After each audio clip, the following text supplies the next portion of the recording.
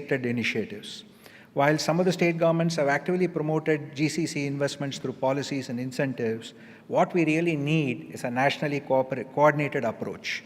The new framework is designed to provide a single window experience to investors and reduce regulatory friction and ensure plug-and-play infrastructure across the metros.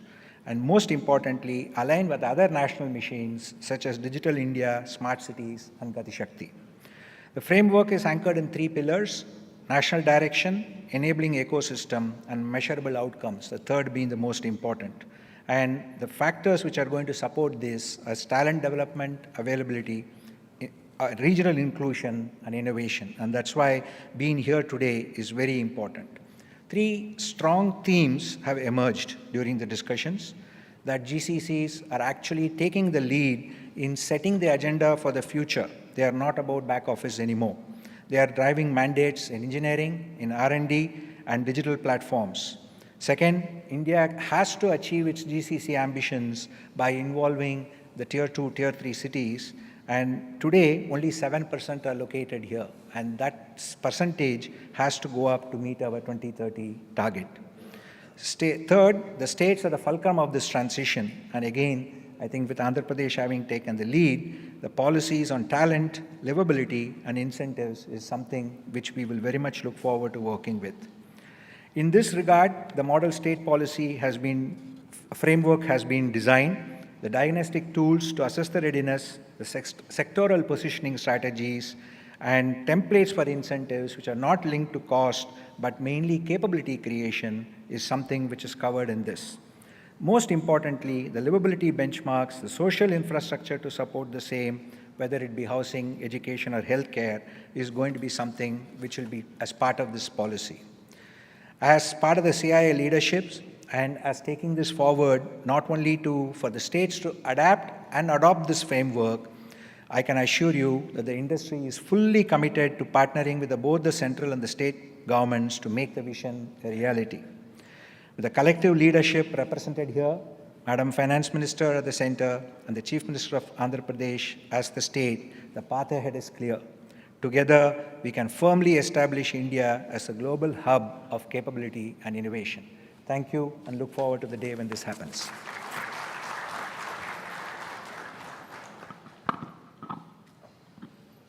Shall we have the announcements on the select GCCs at this point in time?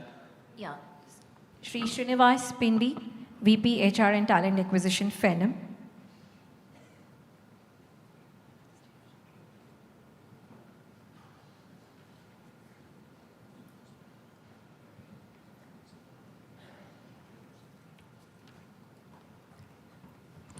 It is really an honor for me to come and talk here in front of Finance Minister Garu and also the CM of AP. Thank you so much, sir. Phenom is a HR tech platform company. We are headquartered in Philly and we have around 2,000 employees working in India. We have an office in Vizag. And I would proudly thank CM Garu and also Lokesh Garu and Bhaskar Garu also. In a span of 3 weeks, we have got the land allotted here in Vizag. Thank you so much, sir, for that. And we already started constructing it, and hopefully we will finish the building in like two years, and we have agreed to fill up with around 3,000 plus employees in like Vizag. Thank you for this, sir. Thank you so much, sir. Thank you. Thank you. Thank you. Shri Krishna Mohan Gariparthi, Vice Chairman CI Visakhapatnam and President Inspire Edge IT Solutions.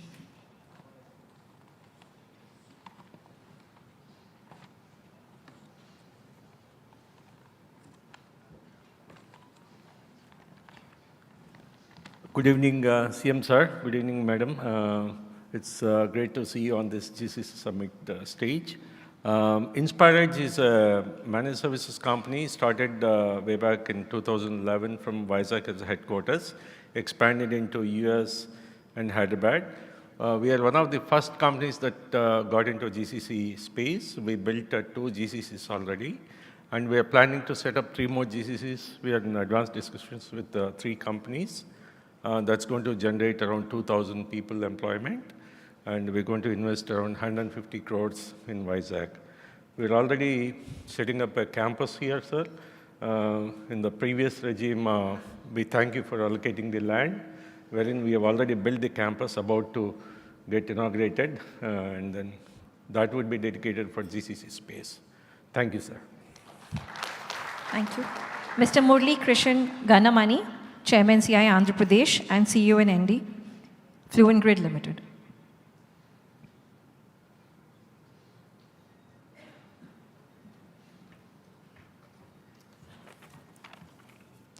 It's such an honor. It's a very unique opportunity to make this announcement in the august presence of Honorable Chief Minister himself and the Honorable Finance Minister, Nirmala Sitharaman Garu. Sir, under the visionary leadership of our Honorable Chief Minister, Nara Chandrababu Naidu Garu, Andhra Pradesh is charting out a very bold path to emerge as a hub for technology, innovation, and global investments. And sir, I'm very proud to tell you that Fluent Grid has been called Andhra Pradesh, and in fact, Vizag is its home for the past 25 years. And Fluent Grid always believed in Andhra Pradesh potential as a hub for technology, innovation, and skill talent. And our journey in the state has been one of growth, impact, and collaboration. So today, Fluent Grid reaffirms its commitment to Andhra Pradesh with our established presence in Visakhapatnam, where our green campus employs more than 1,000 professionals serving utilities and smart cities across India and overseas. And we are now ready for the next big step in the journey of our GCC. So as a part of our long-term growth plans, we propose to set up a global capability center in the state under the build, operate, transfer model. And this 250 crore brownfield expansion will create cutting-edge infrastructure and technology platforms, generating around 2,000 new skilled jobs in software, product engineering, enterprise solutions, and so on. Importantly, this initiative will also strengthen the state skill development ecosystem in partnership with academic and training institutions. Sir, with this announcement, Fluent Grid is not only investing in growth, but also reaffirming its belief in your vision and the capabilities of our youth and the promise of Andhra Pradesh as a global technology powerhouse. And on behalf of CII, we look forward to catalyzing many more such investments in the coming days and the years ahead, and that will shape the future of our state. Thank you, sir.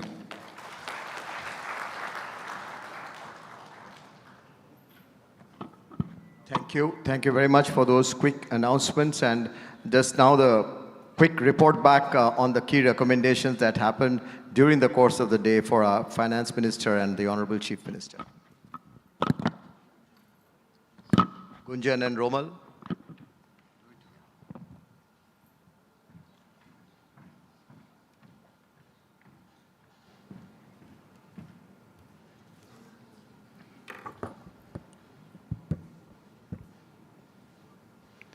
Andariki Namaskaram. In your 2025 Union Budget speech, Madam Finance Minister Nirmala ji, you acknowledged the role of India's services sector and the global capabilities on shaping the future of the Indian economy. Embedded within that was the recognition of the GCCs, not just as contributors to employment or exports, but as catalysts for innovation, resilience, and strategic depth. I'm truly proud to share that that sentiment became the foundation of the national framework unveiled in New Delhi along with you a few weeks back, and subsequently of the state framework that we are unveiling today. Madam, you created nothing short of a movement.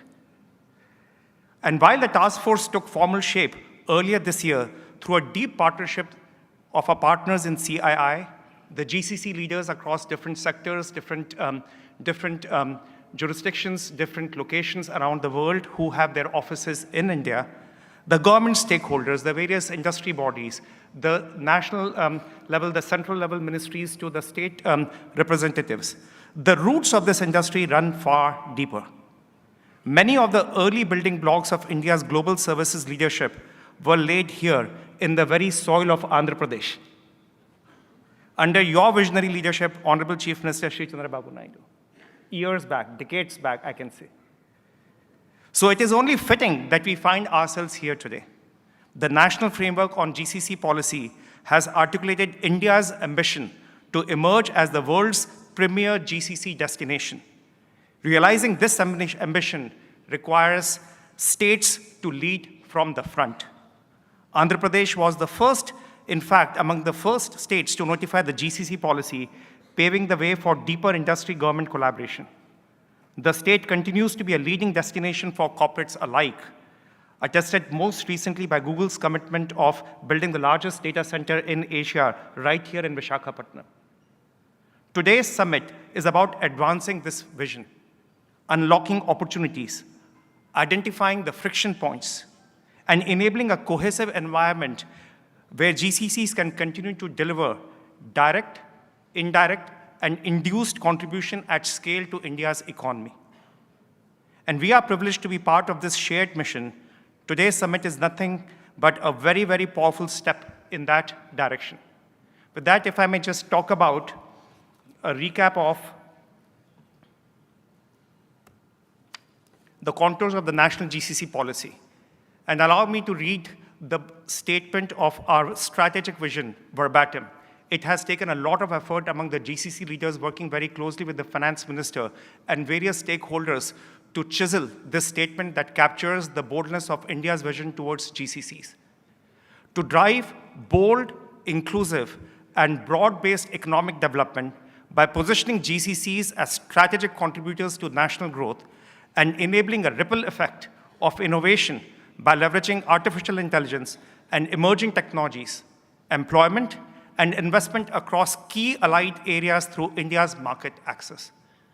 Together, the growth objectives peg it to about $470 to $600 billion of overall contribution coming from direct, indirect, and the induced parts of the economy, to a vision that can lead us to having more than 5,000 GCCs across the country by 2030, and an incremental value of about 20 to 30% on what each individual who's employed in this industry can add to our India's exchequer. That will come through having a very high focus on priority areas that cut across BFSI, consumer goods, TMT, electronics, manufacturing, healthcare, automotive, and manufacturing industries. When you look at the intersectionality of what is going on in the world through emerging technologies of cloud computing, quantum computing, artificial intelligence, cybersecurity, and you frame that there are trillions of dollars that enterprises around the world are going to invest in this, there is no other country that can provide the talent, the digital talent that our country offers at scale than India. And in there was the framework of the national GCC policy that we had rolled out that had the vision that I just mentioned, aligned to the critical success factors that cut across the physical infrastructure, the digital infrastructure, the investments in Tier 1, and more importantly, the elevation of Tier 2 and Tier 3 cities across different states of the country. We heard from many states, including from Bihar, from Andhra Pradesh, and from Kerala earlier today. And our state GCC framework derives from the national GCC framework that we just talked about, the idea being that we want to give the states the latitude and the ability to define the identity and inherit from the central framework to define the policies at the state level that allows for a flourishment of this infrastructure and this industry to take place. Earlier today, we had a closed room session with many, many industry stalwarts, along with the state representatives, with our partners from CII. From Marutji to Sandeepji to CB, yourself, all of you have played a very critical role in that dialogue with all of us. If I may now request Romal to come here to talk about the very specific aspects of the state framework that we talked.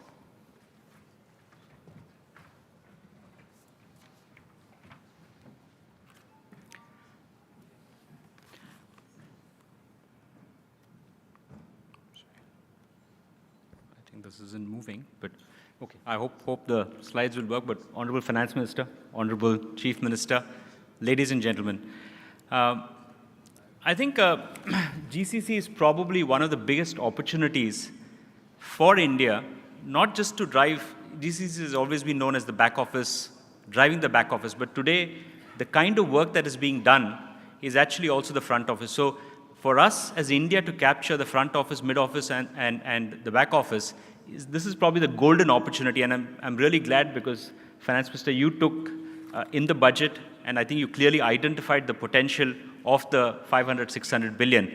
And also, Chief Minister, I should tell you something. You may remember this, but you started Deloitte in Hyderabad, and you will be happy to know that Deloitte has the largest office in the world in Hyderabad. So we do think that with the finance minister and chief minister, I think definitely, I think Andhra Pradesh will really become a beacon. But some key things, I think, which are critical for the success. First is clearly in terms of the workforce. Today, 68% of all skills are next generation skills. They are not the old skills. And I think that is important that we actually focus on that. Second is the employability of people coming from colleges is only 43%. That means just the graduation, just the degree may not help. Actually, the skills also will help. A key element in this entire thing is also about what kind of regional innovation and skill hubs are created to actually up the employability of people and ensuring that they don't have to travel to other cities. So I think that is a critical element as well. The second bit is the infrastructure.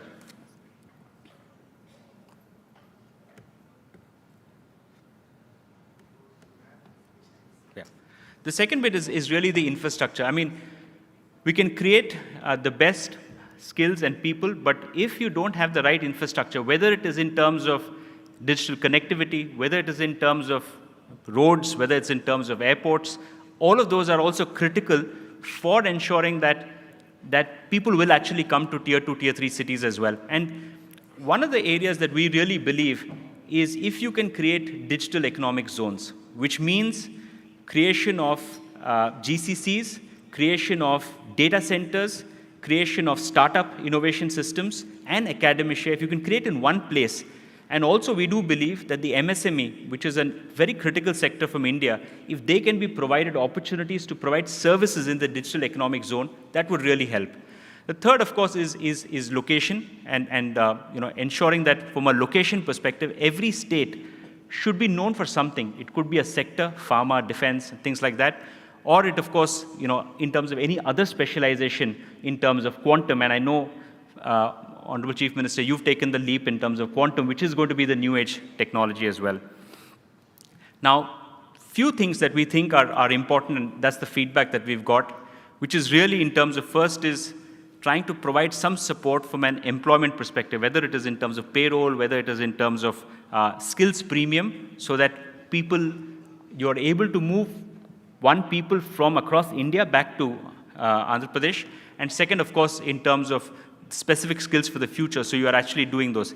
The other bit is also in terms of relocation, so really ensuring that we're able to relocate people and giving them certain grants to move people back. I spoke about the digital economic zone. I think there, especially any kind of CapEx or OpEx, which is in terms of land rebates or rental subsidies, I think that would really make a difference. And of course, the digital infrastructure, especially to create this, to ensure that we can actually work from anywhere in the world, in India, I think that is critical as well. One important factor, and I think you've obviously done this before, is really the first mover advantage. So if companies that move in their sectors and we provide the first mover advantage, I think that will really help, and that will be a big multiplier. And of course, lastly is the regulatory framework to ensure that there's a single window clearance. It should not take too much time. So I think people coming in here, that should be very fast, including pre-cleared SOPs as such. And finally, in terms of the investment promotion, and I think there should be a strong investment promotion across the world, which is clearly identifying whom to target, which is firms with no GCC. So if you look at all the Fortune 500, Fortune 1000 companies, they should be a clear target. But one area that we are seeing is the mid-market companies are actually growing at a faster rate. They're growing at 39% vis-a-vis the large companies, which are growing at 12% for GCC. So that's clearly an area where the focus should be. The second bit is we've largely always focused on the US and the UK. They're actually 90%. But today, there are other countries, whether it is the Nordics, whether it's the Middle East, whether it's Japan, Australia, I think clearly there are. And third, of course, is to clearly have campaigns. But once we have attracted GCCs into the country, I think it's important also to do the facilitation. So important to the landing support so that they can come easily into the country. They can have a single window for approval. And then, of course, have an investment aftercare. Because we also see that not all GCCs, if they have to be successful, probably have to be at least 3,000 to 4,000 people. if they're only 800, 900, they're not going to be successful. So how do we do aftercare support, I think is also important. And finally, to ensure all of this, it's important to have a governance framework, and we've based it on what we've done at the national level as well. So really having a GCC council, which has an interministerial group, because many ministries are required to actually make this actually happen. Clearly have some support cells, whether it is in terms of investment promotion cell, whether it is in terms of the talent, the infrastructure cell, the ease of doing business cell, and of course the innovation support cell. And that's one important area of innovation, to bring in innovation and not just do what has been always been doing. And of course clearly have advisory groups, because the interministerial group along with the industry and academia, I think will be very important. So as I said, this is probably a pivotal moment in India, where I think with the kind of focus that we actually have, there is nobody else in the world can match us. But we have to seize the moment, and we have to go 5, 10 times and not be happy with 1 or 2 times. Thank you very much. Thank you, Gunjan. Thank you, Romal, for that quick update. Ladies and gentlemen, a pleasure and honor now to request and invite Shri Chandrababu Naidu Garu, the Honorable Chief Minister of Andhra Pradesh, to please address us.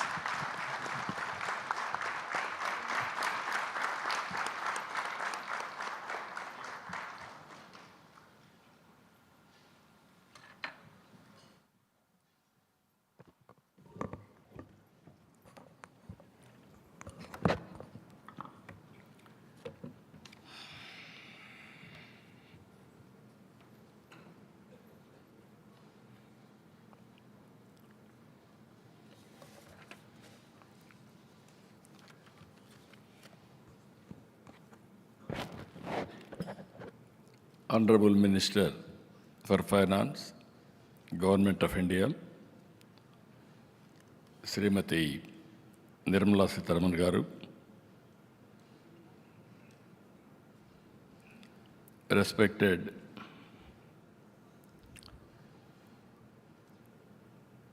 CAI Director General Chandrajit Banerjee Garu, and respected Dinesh Garu, respected Gunjan Garu, Romal Shetty Garu, and giants from GCC companies and friends. First of all, just now, our Banerjee has rightly mentioned, we have to appreciate Honorable Minister of Finance. Revolutionary reform, that is GST reforms. It is a game changer now. One is to do business, and at the same time, even customers, last mile. Always, from regulation, now we are going different approach. Majority of you are aware here. I had a very good equation from CAI. When there is no takers, I was only the person who will talk about business. That is our association from the beginning, not now, for the last 30 years. By seeing all of you now, we got so much of confidence. So many youngsters have come into different business areas. You are all Visakhapatnam, beautiful place. Even women entrepreneurs are more here. Visakhapatnam is one city. Women's safety, Visakhapatnam is #1 in the recent survey. That is the safest place, I can say here. And also people are also very good. And also you are seeing, nowhere you will find this type of place. One is sea, opposite to that, beautiful hills. And also, apart from all these things, people are very good. Hospitality is extraordinary. Even don't go without taking Araku coffee, organic coffee, to stimulate your brains. That is another area now. So with all these things, I have seen everything in this country. 91 economic reforms. After economic reforms, even I'm proud to say here, P.V. Narasimha Rao started economic reforms. I'm proud to say here in this place, even he's from Telugu Bidda, from this place, from combined Andhra Pradesh.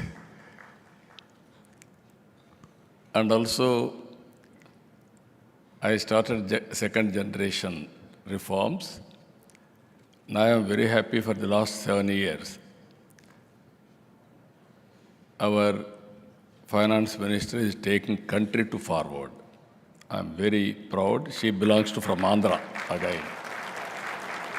Born in Tamil Nadu, but she is from Andhra now. I can claim proudly she is from Andhra only. And also, always I am saying, right time, right leader at right place, that is Narendra Modi ji. Today is his 75th birthday. We have to appreciate him and wish him all the best. With all of you, he has to participate that. He is a big asset for the nation. I am very confident.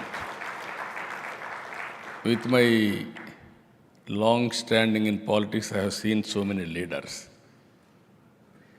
When I started my career as Chief Minister first time, nobody used to understand what is technology.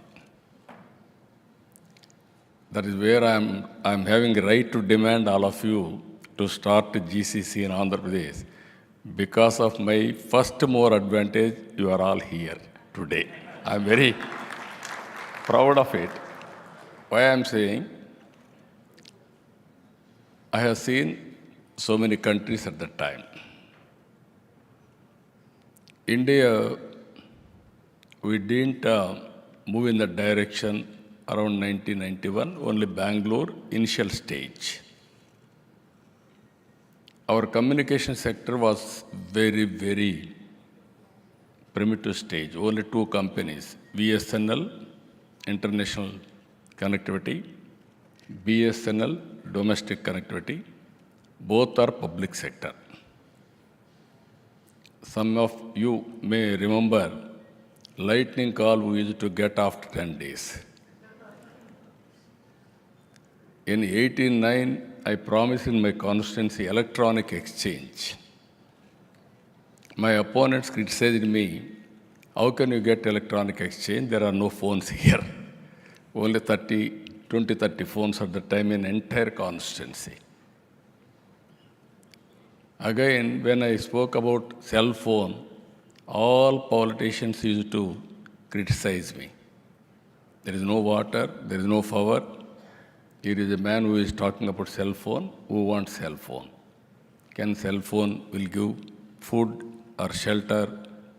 Like that they used to criticize me. And also I used to work with successive prime ministers to deregulate telecommunication sector. They didn't understand, they didn't do it. Ultimately, credit goes to Vajpayee ji. First time, telecom sector was deregulated under his leadership. Not only the decision, so many infrastructure reforms he was implemented. Today, our people are talking about roads. At that time, no proper roads also. Then PPP model, Golden Quadrilateral Road has come. That is how we moved. Then even today, that is where I am demanding from you, myself and at that time, the finance minister, the then finance minister, Jaswant Singh, we gave a report to Prime Minister. On the basis of that, deregulation has come. One information for this thing, nobody used to come for building infrastructure companies and telecommunication. First time I met Dhirubhai Ambani. I requested him. Then I explained the analogy. If you start this company, lot of future. Then he said, I'm only a refinery man. I don't know technology. But by hearing you, it seems lot of opportunities. Give me 4 days time. I will come back to you. I went to Davos, I returned back. Then he gave a call. Yes, I'm inspired. I'm prepared to spend $5 billion at that time. That was a big game changer. That is where he started Reliance Infocom. But again, here I wanted to make it very clear. Starting company is one, running company is one. That is where leadership. If all of us will analyze, for the last 11 years, Honorable Prime Minister, 11th largest economy. Today we are 3rd largest economy. Earlier I used to visit all over the world. People won't recognize Indians. Today I can say proudly, anywhere you go, Indians are all not only recognized, well respected. That is the scenario today. Even all these things, I had a good experience with Bill Gates also. He refused to meet me around 95, 96, 97.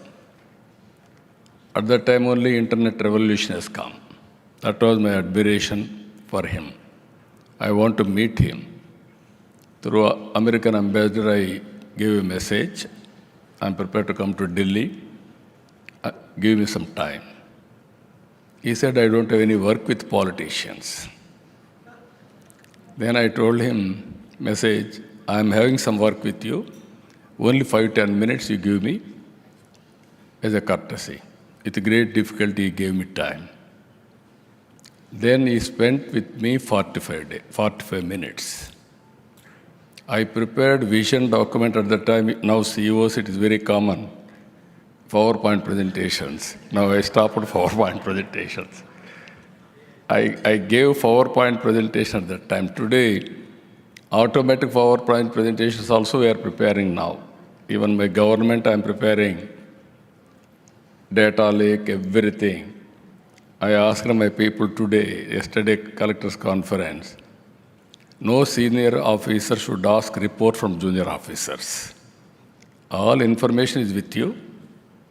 You want any information, you can go online. There is a real-time governance. You don't know how to operate, they will guide you. That stage we have reached today. After seeing my PowerPoint presentation at that time, he was totally impressed. Then he told me, I'm totally convinced India is one country, you are having very good strength. I told only one thing on that day, even today I stand by that.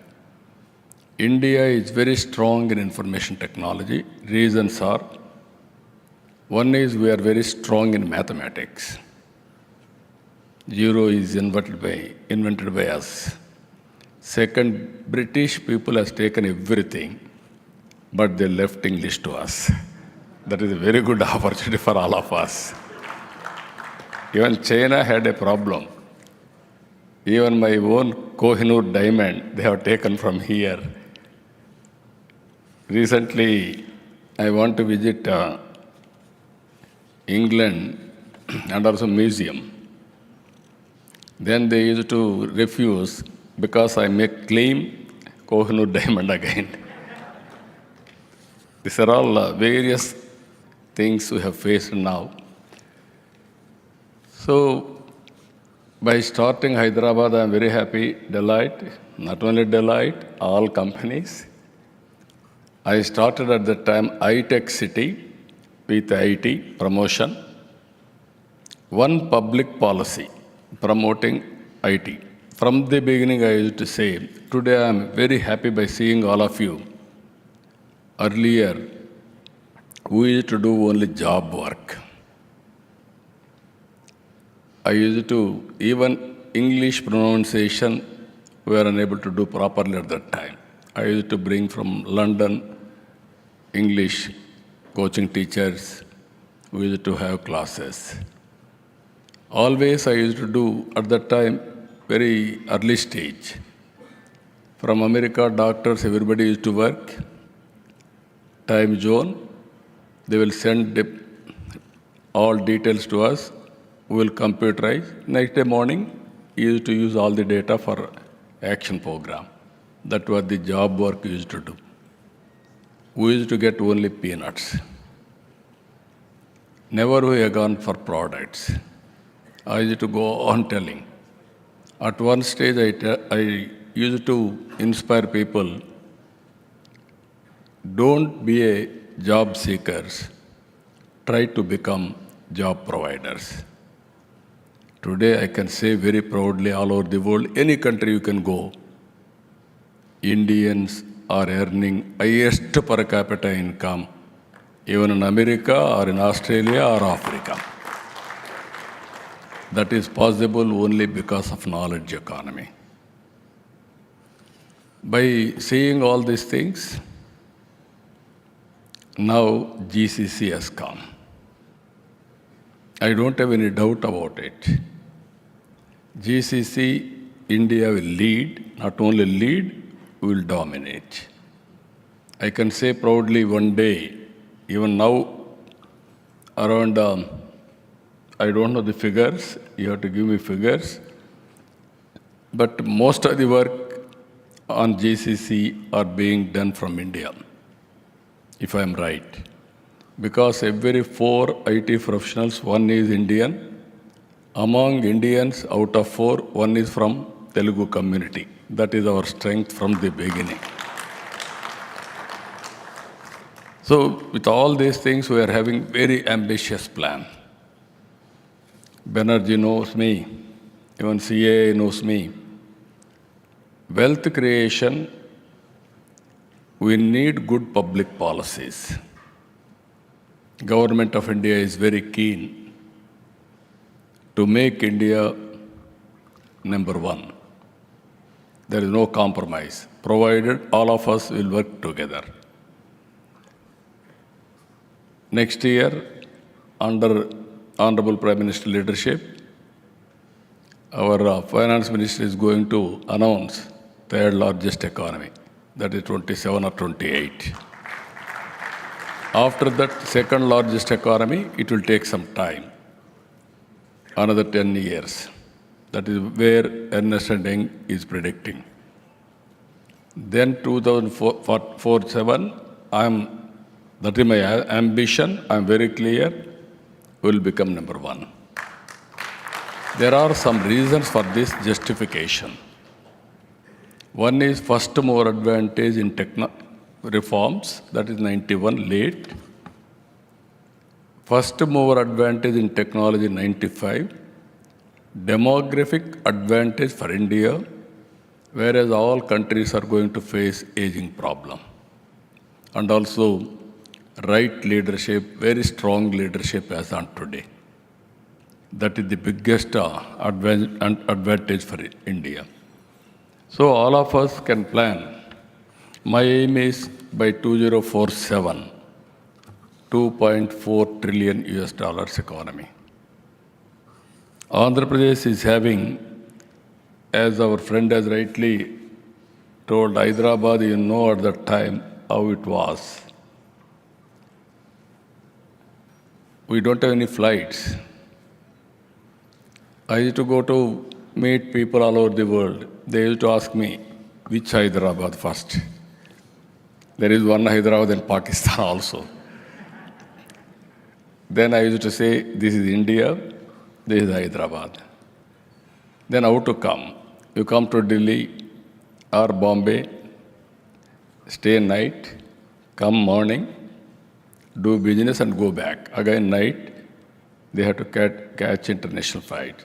Then they told me, they used to ask me, why should you come to Hyderabad?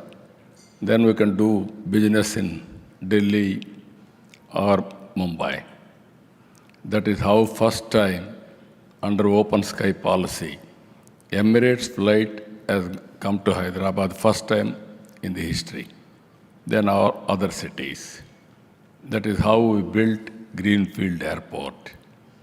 Now if you see outer ring road, one of the best outer ring road no other city is having except Hyderabad.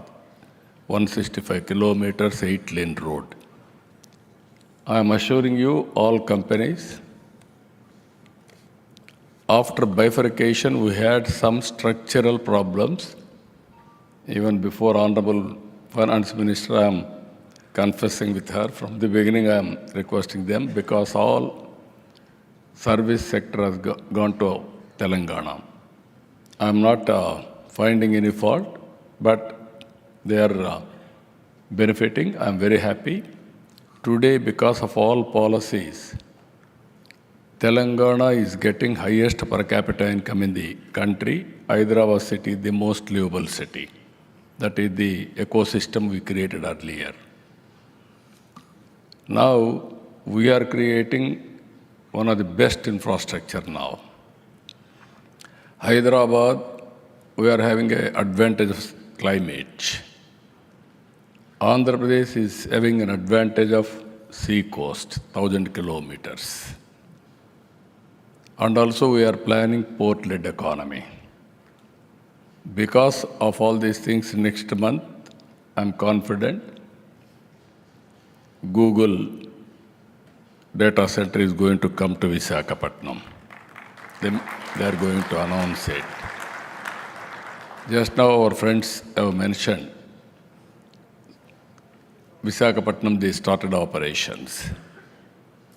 By August, Visakhapatnam airport is going to operate. One of the best airport with all amenities, what all you say, everything is available here. Even metro we are working, and also no other city is better compared to Hyderabad. Either first tier or second tier, you can have any problem, go to beach, relax, stress buster, and also from here, you wanted to have a summer resort, go to Araku or Paderu, even it won't cross 32 degrees temperature. Only 1 hour journey from here. And also our people are also very dynamic. Now I am focusing more on logistics. We are having some problems. One is bifurcation structural problems. And also after that, 1924, I don't want to talk about it because of politics. We had a different time. We lost opportunity. Now we are very, very anxious to build very fast. On logistics, I am assuring you, with the support of Government of India and our own, with the PPP models, every 50 kilometers there will be one port, hub and spoke model. Every 1 hour you can reach airport. One is already we are having very good airports. Visakhapatnam, Rajahmundry, Vijayawada, Tirupati, Kadapa. Smaller airports again, Orvakallu and also Puttaparthi. And 4 or 5 airports are going to come. Amaravati, we are going to have one more best airport. That will be the, compared to Bangalore and Hyderabad, I want to benchmark, this will be the next version of airport. That is where we are working. Roads compared to other cities, our state is the best. And also, if you can go through railway connectivity also, you wanted to cross south and north, necessarily they have to cross Andhra Pradesh. That is the advantage for Andhra Pradesh. Railway connectivity will be very good. Now I am confident bullet train is going to come to Andhra Pradesh. That is connecting Honorable Finance Minister is here. Unreasonable demands, but it is inevitable for future. So one is successful, Ahmedabad to Mumbai. And next, I am confident Hyderabad, Bangalore, Amaravati, Chennai has to be connected. From then onwards, Chennai to Kolkata via Visakhapatnam. Then country will be more connected.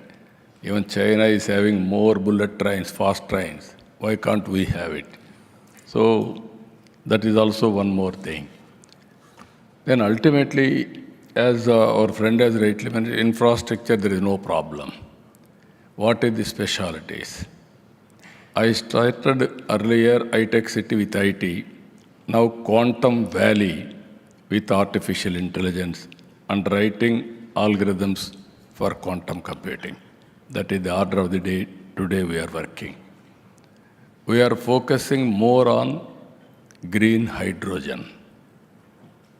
Andhra Pradesh is blessed with solar, wind, pumped storage, all these things we can use it. Green hydrogen and also ammonia, even domestic consumption, exports also because of ports proximity. So you are all aware, ease of doing business. I'm telling you, anything you guide me, I'm prepared to listen. What Government of India is doing, GCC Council, we will have it. In competition, after Government of India, no other state can compete with me. I'm assuring you that. That is how ISB in Hyderabad, how I competed, and I got it. So here, ease of doing business, we are number one. Not ease of doing business, now we are working speed of doing business. I am asking my people, one example I am giving you how governments we are working. Initially had a setback, but it is only a temporary setback. I am very thankful to Honorable Finance Minister. She was very generous to sanction money 15,000 crores for Amaravati. Amaravati is a greenfield capital. I have built earlier Hyderabad as a brownfield capital. 2 cities, 1 city I added. Now I am building Amaravati and connecting Guntur, Vijayawada, all cities. So greenfield city, we are going to have new features. This is, I can say, technology, utilities, green energy, and also district cooling, everything we want to bring. Only temperature, or otherwise this will be the best place to live. I am assuring you, because of water, Krishna River, fresh water, beautiful mountains, and also greenery, excellent greenery. And also we are going to have green energy, pollution free. You can have more lifespan also. If you can come and settle in Amaravati, that day is going to come. Nowadays, because of bandwidth, as he rightly mentioned, we are having all advantages. Government also is moving very fast. Decision making is real time. You are saying 1 week, 10 days, 15 days, no. I can give you across the table within 2 days or 3 days. Only statutory obligations will verify. Otherwise, no question of waiting. Finally, I want to tell one thing. We are all in an inspiring time. You are all GCC people. India is blessed with all advantages. One is Aadhaar and also other authentication. No other country is having this type of advantage. Second one is, by using Aadhaar, every person, starting from child, you can make every family as a unit. You can position geotagging of every house. Then central government, state government programs we can integrate. Then ultimately I can plan every family, macro, micro planning. I can visualize what I have to do, and also I can execute very systematically.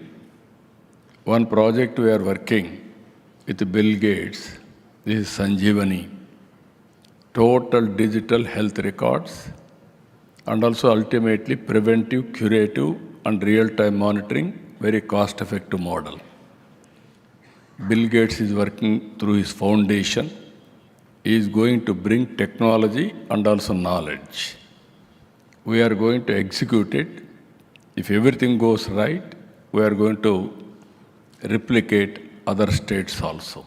Those who are all willing, we can work with them also. Why I am saying this, we are having data lake.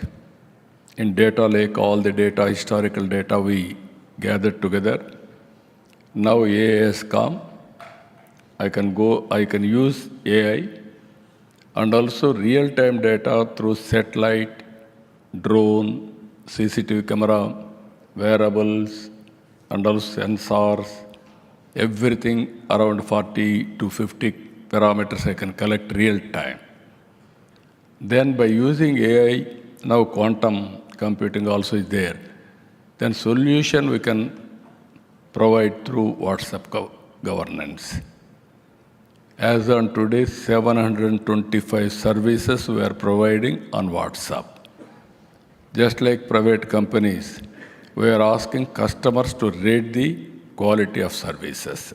Rating also we are doing now, so that I can correct real time. These are all various innovative programs we are working. So finally, I want to say, before leaving here, every GCC company has to have one MOU with the government of Andhra Pradesh to set up your GCC operations in Visakhapatnam. We won't regret for that. Even I am thanking Honorable Finance Minister. She is promoting GCC. She has selected very right way. Future is for GCC and also other knowledge economy areas. India is going to become global hub for providing services through knowledge economy.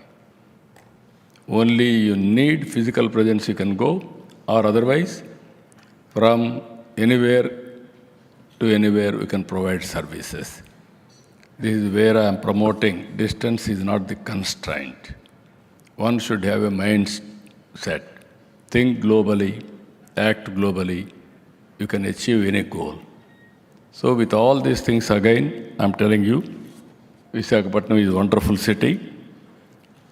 All other things, quality of life, creating ecosystem, cost advantage, power, uninterrupted, even green energy, even financial incentives, and also skill development and innovation, even big companies, tailored ecosystem, and also what are all the incentives, land and other things.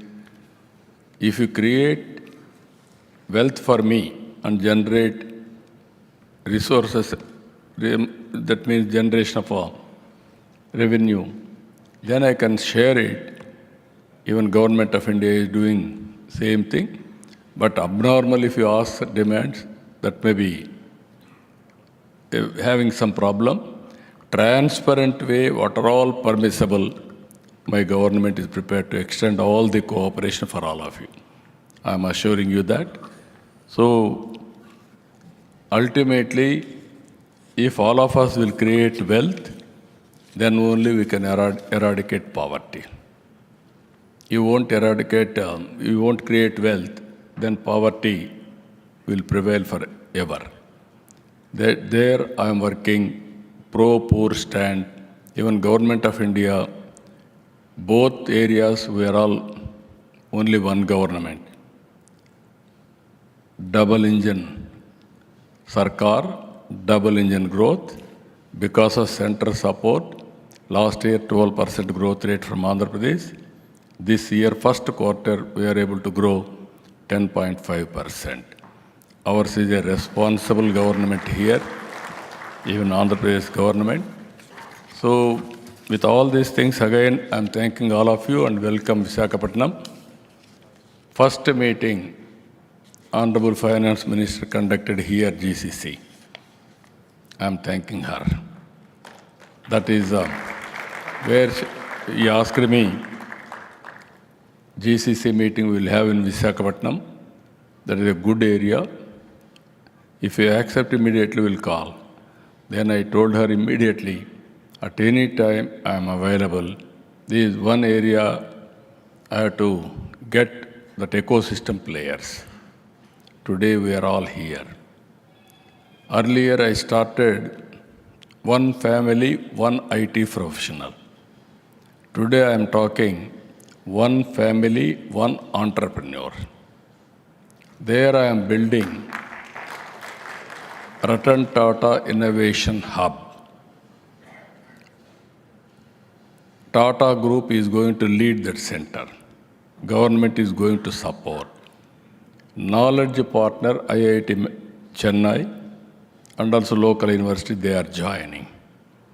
We are bringing venture capital and also mentoring experts, and also banks, they are working with us.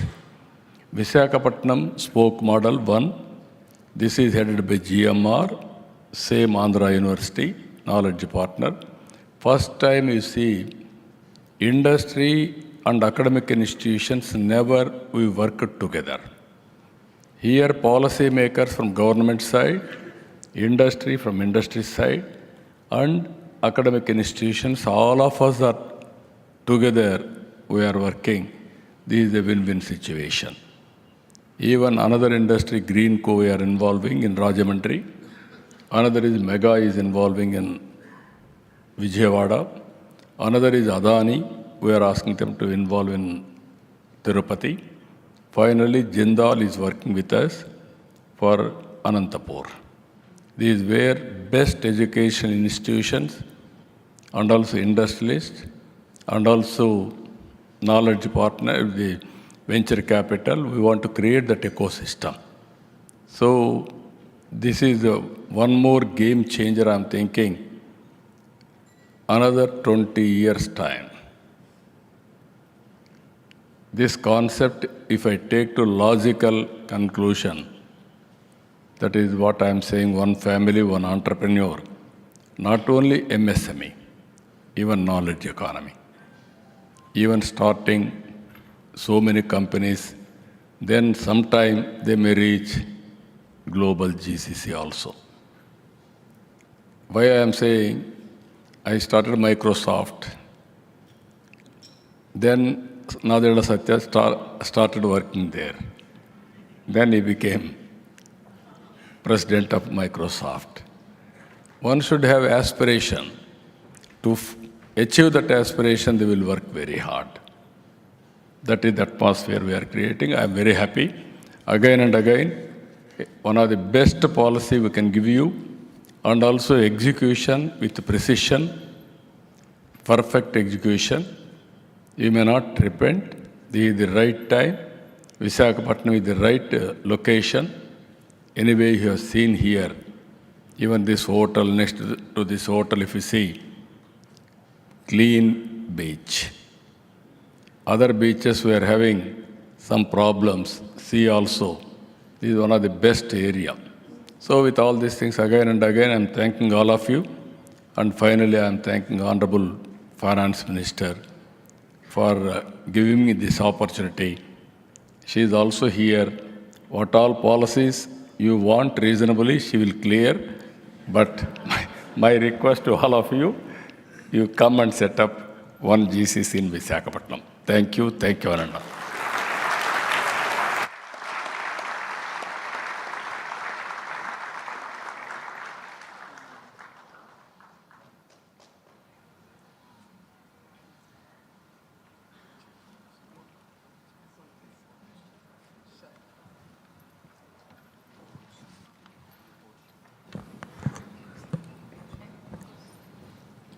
We now present the CII report on suggestions for a state framework for GCCs.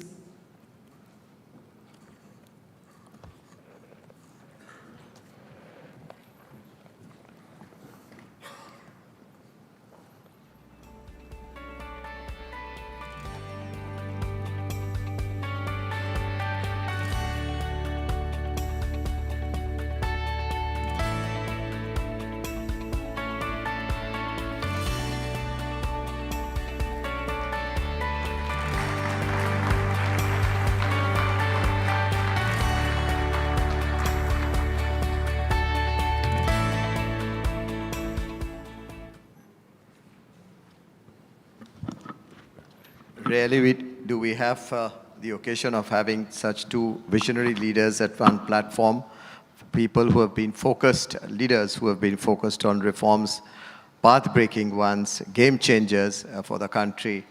And we heard the Honorable the Honorable Chief Minister talking about Andhra Pradesh, talking about major changes that he has been doing and he plans to do to build the ecosystem for the GCCs and much beyond.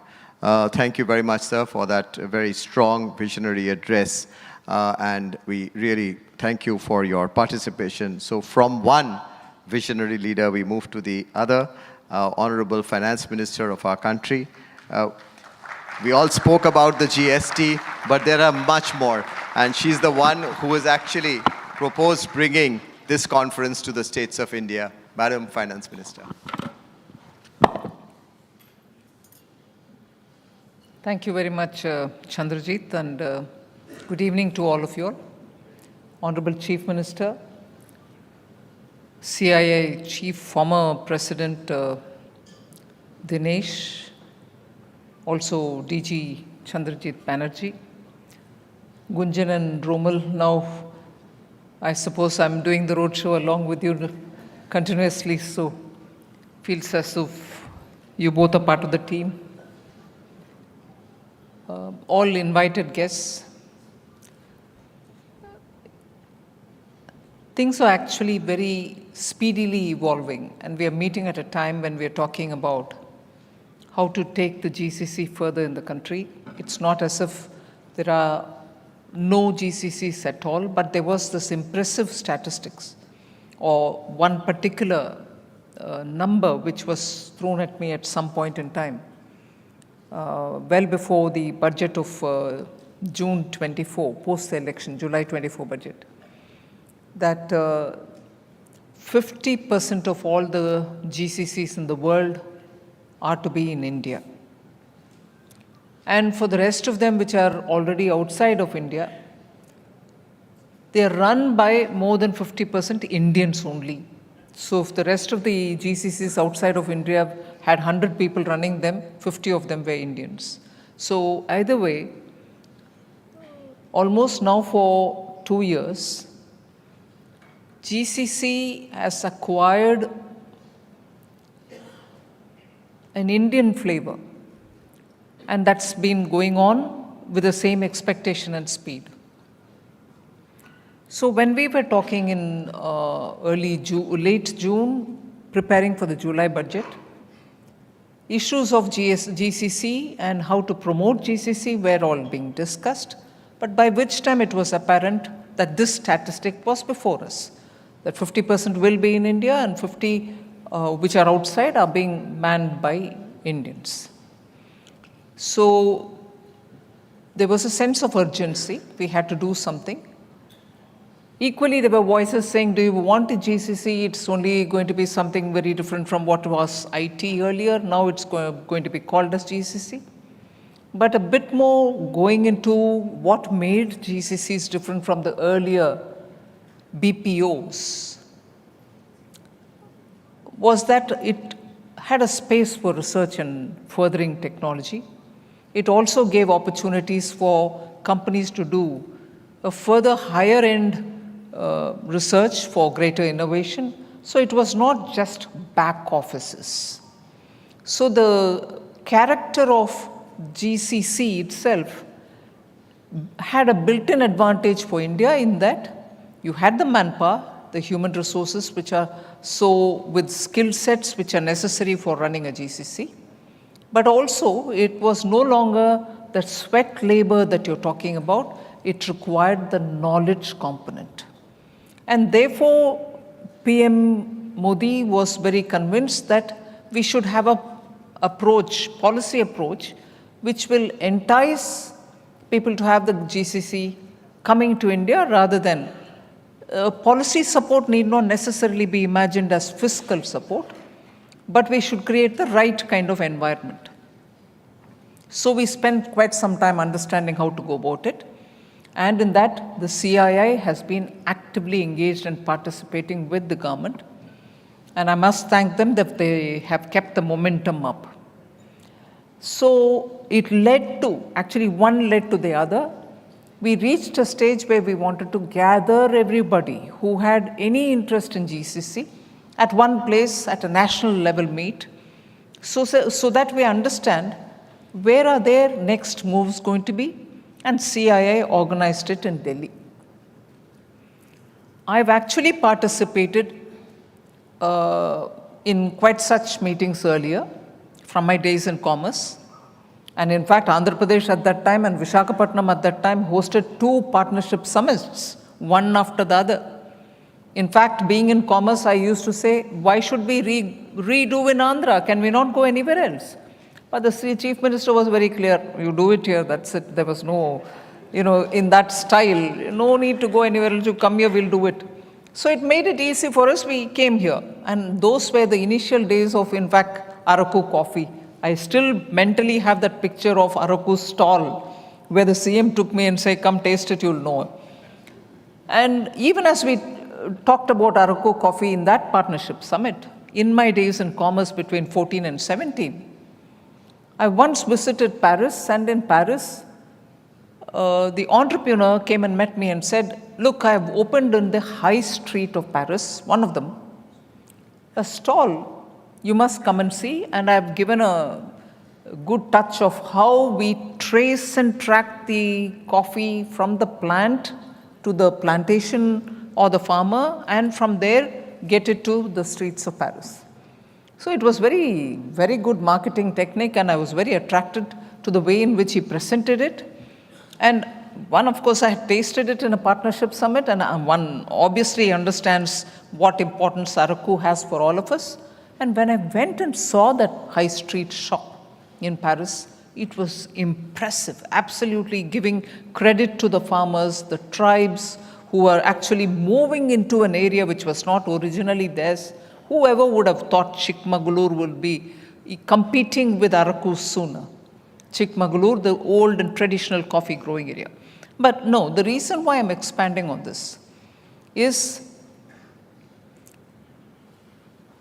there's a complete record of what Chief Minister Andhra Pradesh has done in Hyderabad.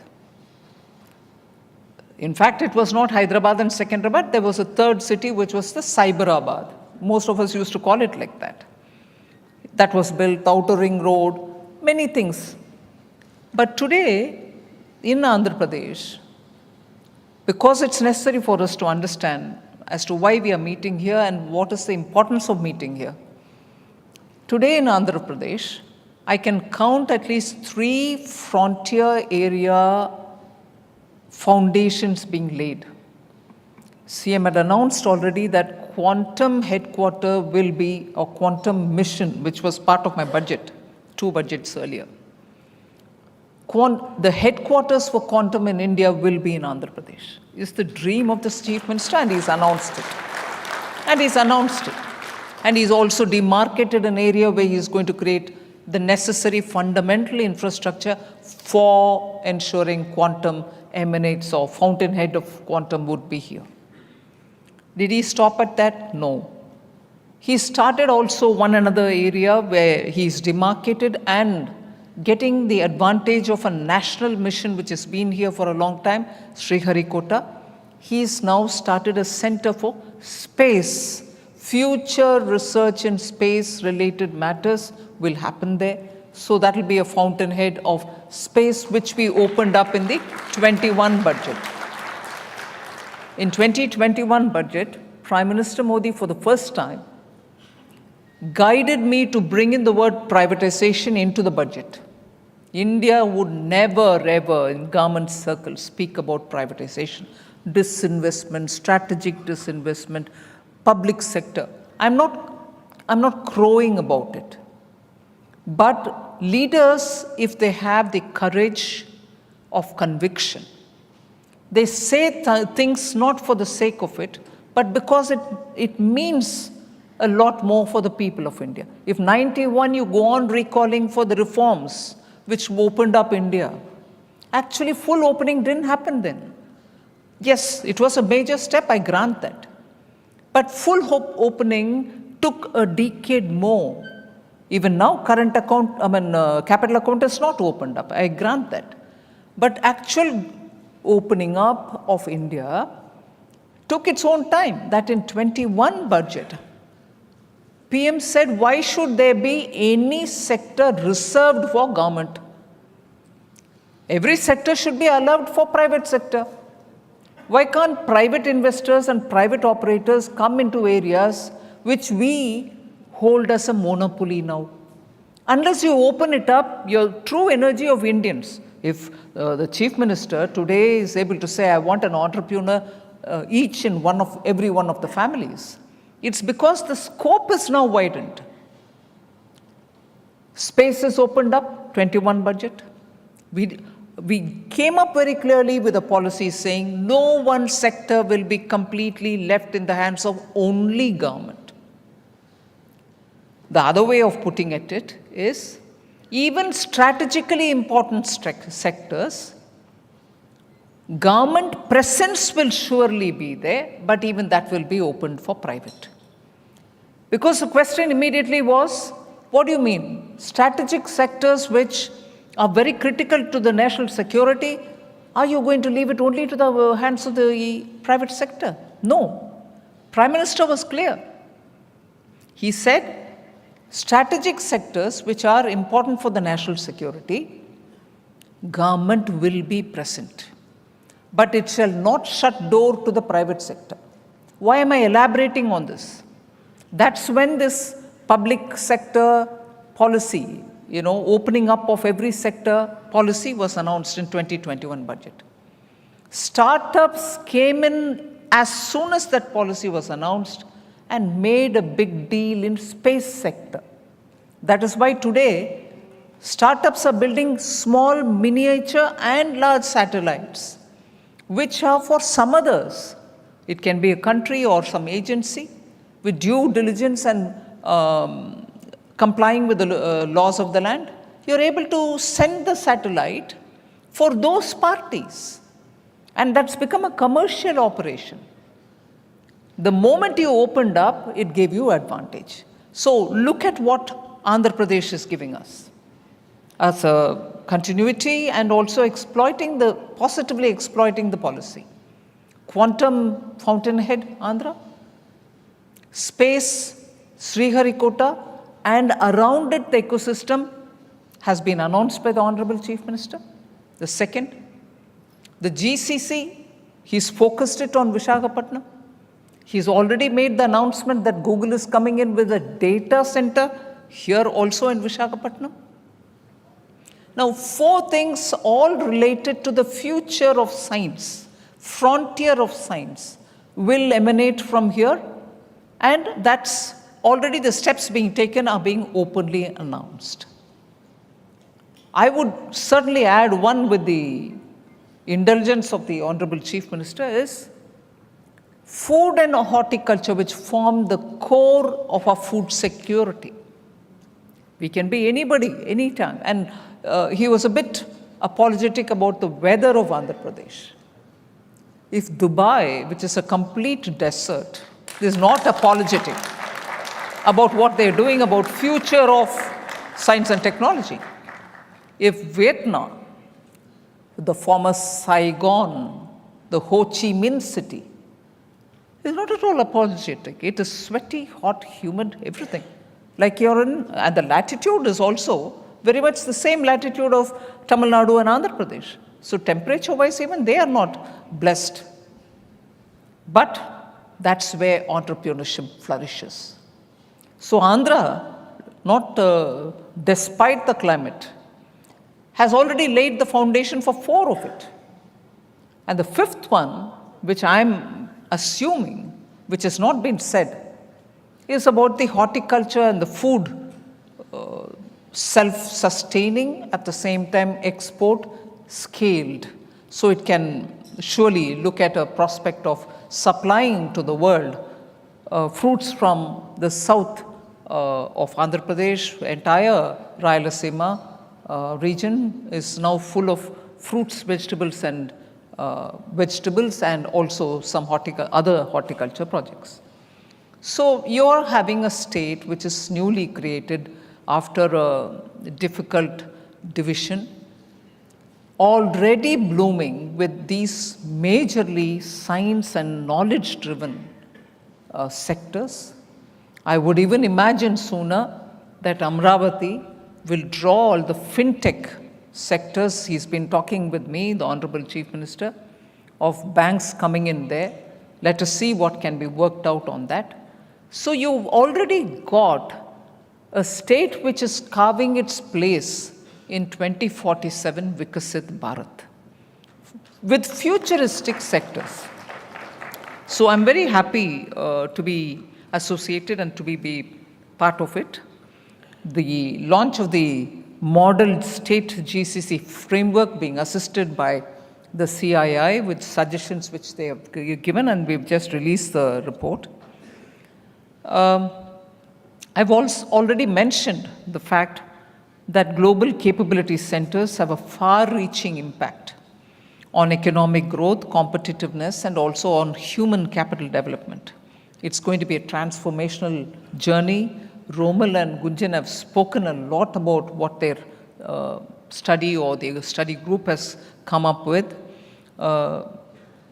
Today they are innovation hubs, driving R&D, generating intellectual property and patents, and enabling sustainable growth for global enterprise. Long-term competitive advantage to global organizations can be also extended.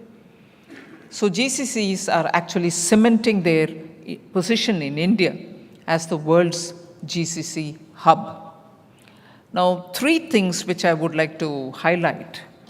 They are pillars, if you want to call them so, or they are aligned pillars with the GCC world. Investments in physical and digital infrastructure is absolutely critical. So if GCCs can come and do their business, or in the future to even multiply their business, you need the governments, both the state and the central government. And what for? You need them because investments in physical and digital infrastructure is absolutely critical. Both the governments in Andhra and also Government of India will work towards strengthening it. I'll give you a bit more on it.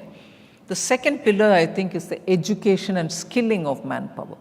You need a basic set of skills to be able to enter the threshold on GCC, and furthermore also for the data centers. And a third one is the facilitative governance. So if I were to talk on the physical and digital infrastructure, investments in physical and digital infrastructure is the first assumption. The rapid rollout of India's own 5G network and the significant investments in urban infrastructure are an expression of the importance we are placing on ramping up capabilities. A massive push has been undertaken to address infrastructure and logistics bottleneck. Capital investments For a moment, let us see the numbers that we are talking about. Capital investment has increased from 1.7% of the GDP, and that was in 2013-14. Of the GDP, capital expenditure money was only 1.7% of our GDP. It is now, in 24-25, reached 3.2% of our GDP, with effective capital expenditure being actually 4.1%. When I say effective, I mean not just the central government's expenses, but also state governments putting their capital expenditure money into it. So 4.1% of our GDP is now completely going into capital asset creations. Over the last 11 years, 88 airports have been operationalized. 31,000 kilometers of new rail tracks have been laid. Metro networks expanded over fourfold. And port capacities have also doubled. And the national highway network extended by 60%. So complementing all these efforts, the central government has also provided the state governments 50-year interest-free assistance so that they can have their capital assets increased, money to spend on them. The center has given 50-year interest-free money to all states, and the total of what has been given is about 3.6 lakh crores up till now. That is the last 4 years. And 22 states have actually used it, resulting in recording more than 10% growth in capital expenditure from their own resources, from states' own resources. Now, the other is the Digital India Initiative, which has enhanced digital infrastructure and simplified e-governance, enabling faster and smoother operationalization of the GCC. Reforms such as the introduction of Spice Plus, simplified pro forma for incorporating company electronically plus, that is Spice Plus, and the establishment of the processing accelerated corporate exit, which we call as CPACE, are creating more innovation and business-friendly environment. So that's my first pillar. The second pillar is education and skilling. They improve employability, industry-ready capabilities are provided, and they are the key focus of our government. In July 24 budget, we particularly focused on this agenda and announced Prime Minister's package for 5 schemes and initiatives to facilitate employment, skilling, and other opportunities. And that covered 4.1 crore youth all over the country over a 5-year period, with a central outlay of 2 lakh crores. So that's directly for skilling and working with various types of employment opportunities. Large-scale skilling initiatives, what have we done on that? PM Kaushal Vikas Yojana, under which 1.6 crore people have been trained already, and they are being aligned with the emerging industry needs. 200 plus new age skill centers are also started. New age courses are being also approved, and the National Council for Vocational Education and Training, and 29 new age courses have also been added into the craftsman training scheme in ITIs. Programs such as the PM internship scheme also provide opportunity for GCCs to tap into national talent pipeline. The CII, together with other associations, are also working with us on the PM internship program. The pilot stages are over. Further, initiatives such as Research, Development and Innovation Scheme, the RDI scheme, with a corpus of 1 lakh crore, encourages the private sector to scale up. That's available for all in private sector, to scale up research development and also innovation. That's why it's called RDI scheme. 1 lakh crore has been provided for this. It's for every one of us to tap it. Largely aims at sunrise domains and also strategic domains. The Pradhan Mantri Vikasit Bharat Rozgar Yojana is another one, which employment-linked incentive scheme has been recently rolled out. And what it means is any young person receiving their first employment opportunity in a private company will be given 15,000 rupees from the central government. The central government also plans to invest nearly 1 lakh crore in this program to provide new jobs for new youngsters who are coming on. I'll move to the third and the final pillar, is that facilitative governance. Supportive regulatory measures such as ease of doing business, reforms that have been undertaken, simplified tax regulations, streamlined compliance norms for foreign entities, and also flexible labor laws have all been brought in, and a single window clearance mechanism have also been significantly reduced, have also reduced the cost and complexity of doing business. Reforms also have meant that liberalized FDI policies have come through, the removal of over 42,000 unnecessary compliances, 1,500 archaic laws which have been removed, and introduction of system-wide deregulation and landmark system-wide reforms such as the GST, about which a mention was made earlier, the reformed RERA Act, and the IBC, which has kept up with the changing needs of industry. So also in taxation, we've given an expanded safe harbor rule for tax-related matters, and also improved transfer pricing assessment process and procedures, and they are further getting enhanced so that the competitiveness of India's tax regime for global businesses will be worked out. The next generation GST reforms announced recently also benefits the GCC and IT-enabled services by easing compliance, releasing working capital which otherwise gets locked up, and reducing disputes. According to NASSCOM, the reforms bolster India's tech industry export engine while reinforcing the momentum towards greater ease of doing business. Now, the cooperative federalism aspect, which will be influencing GCCs and setting up GCCs in Tier 1, Tier 2, thus far, GCCs predominantly clustered in big metros. That was mentioned even by the CII when they spoke. However, with the ecosystem broadening and maturing beyond Tier 1 hubs, Tier 2, Tier 3 cities are emerging strategic destinations, a shift that is helping diversify economic activity. And that's where I think the emphasis on Visakhapatnam takes credit. State governments are playing a very critical role in deepening India's GCC advantage and shaping an enabling policy environment. So in order to maximize the impact, aligning national and state level policies about which we just spoke, and adapting policy instruments to ensure that each state builds on its own unique comparative advantage. That's what Andhra is striving to do, and that is where Andhra stands out as one of the first mover.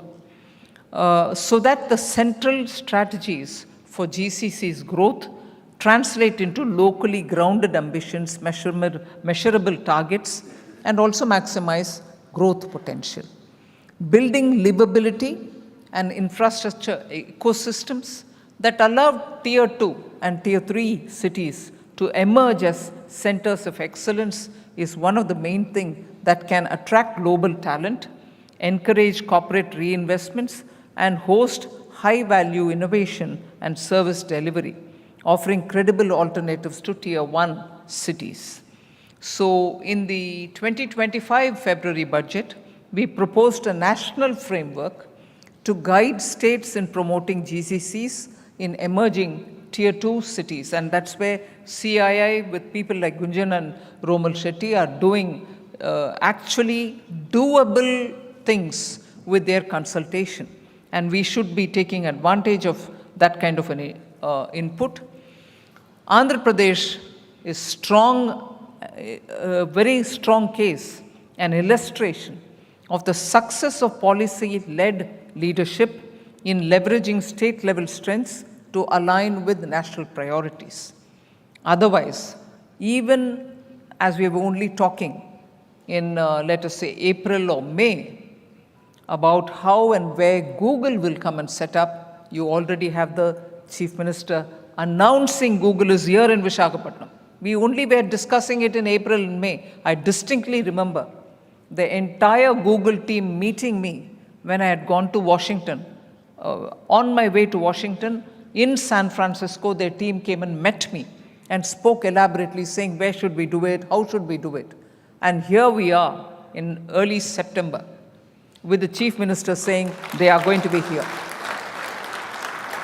So that is the illustration about Andhra Pradesh, which I want to highlight, that if the policy-led leadership finds success and repeatedly leverages the state-level strengths, you can also, by aligning with the national policy, you can concretely see at the ground level changes that are normally taking a couple of years. Here we go within a matter of 3-4 months, you have this. And again, it's a question of the large-scale data centers. Semiconductor is another thing which is coming into Andhra, which is already announced. Single window clearances have made a lot of magic about the whole thing. They are like a magic wand. You just do it once and it's all over. And that's happening here. Academia and curricula should now get aligned. I would suggest it to the Chief Minister that other than the national curriculum which comes, for the kind of specialized frontier sector technology-related activity that we're doing here, we need our curriculum to reflect it. Government of India also has a land incentive for tech hub policy 4.0 to allocate land leases on concessional rates. That is also something which the industry can benefit from. So in all, not taking more of your time, the release of the Model State GCC framework provides a clear roadmap for states to scale up their efforts, attract investments, and build resilient ecosystems. By working together, center and state, industry associations like CII and global companies, we can ensure that India's GCC strength can be furthered and bring the broad-based and future-ready sector to benefit our people.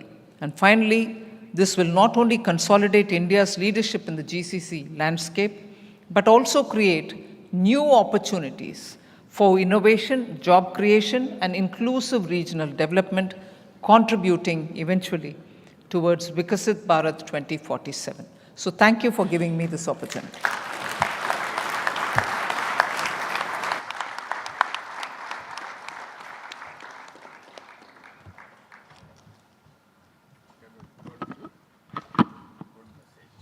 Ladies and gentlemen, we have no time, actually. We have flights to catch. Madam Finance Minister will catch a flight. Honorable Chief Minister has another engagement to go. I could have gone on to thank both of them. I could have gone on to summarize what you said, but I'll dare not do that, and I'll dare not try to even extend this session further because of the important engagements our two leaders have the hereafter. But I'll only really move this with a strong vote of thanks to you for this leadership. If I can summarize it with 3 T's, target setting for us, extremely thought-provoking for us, and extremely strong transformative ideas from you. And we will take this forward with our commitment, with the partnership from the industry. Thank you. Thank you very much. Ladies and gentlemen, please join me in thanking our honorable guest. May we present a small token of appreciation. May I request Dinesh sir to kindly present it to Madam FM.